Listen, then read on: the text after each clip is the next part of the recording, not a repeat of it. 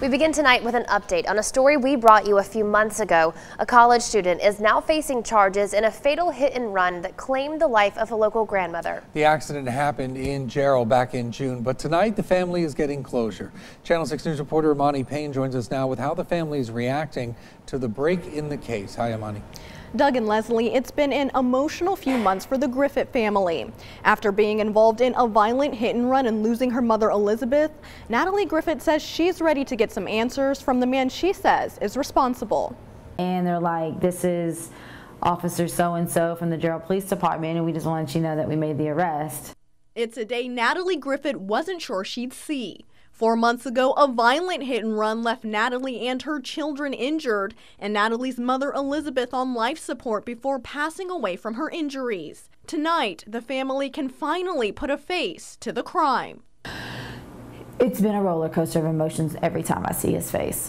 21-year-old Texas State student Aramis Guerra is facing a charge of leaving the scene of an accident and failure to stop and render aid resulting in death, a second-degree felony.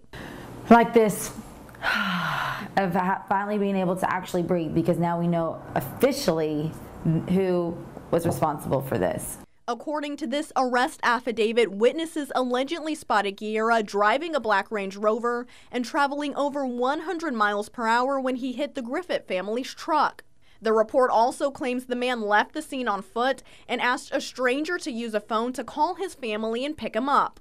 Police found Guerra's fingerprints inside the Rover. Officers arrested him at Texas State Thursday. Jarrell Police Chief Roger Thompson has been heavily involved with the case.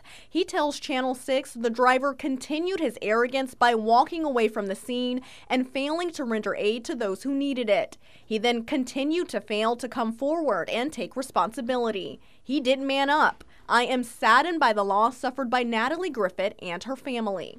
Griffith wonders about the suspects and his parents' values and says she still has one big question. Why? I want to hear him speak. I want to know what his excuse is. I want to know why he wasn't able to come forward.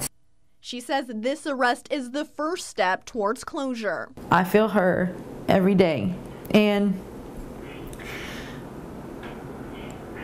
I know that justice will be served. At the end of the day, I know justice will be served. Natalie goes on to thank the community and police who have supported the family and worked on the case. Guerra has since posted bond. He is due in court on November 7th. Doug and Leslie.